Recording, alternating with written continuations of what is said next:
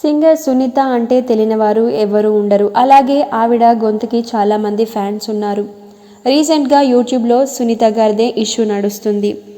ఆవిడ 3000కు పైగా పాటలు పాడింది. వీటిలో ఎక్కువగా తెలుగు పాటలే ఉన్నాయి. 2500కి పైగా తెలుగు పాటలు పాడినట్టు అంచనా ఉంది.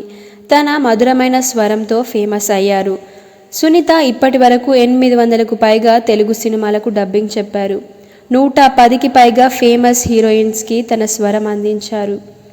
ఒకే సంవత్సరంలో 60 సినిమాలకు డబ్బింగ్ చెప్పిన ఘనత కూడా ఆమె తన సొంతం చేసుకున్నారు. ఈవిడ 750వ సినిమా డబ్బింగ్ ప్రాజెక్ట్ గౌతమిపుత్ర శాతకర్ణి. ఇందులో ఆమె శ్రియా సరన్కు డబ్బింగ్ చెప్పారు.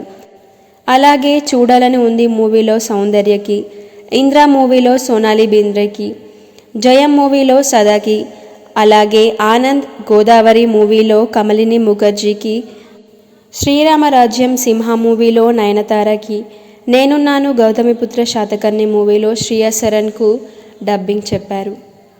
ఇలా అటు పాటలు పాడుతూ అలాగే డబ్బింగ్ చెప్తూ తన సంపాదనని పెంచేసుకుంటున్నారు.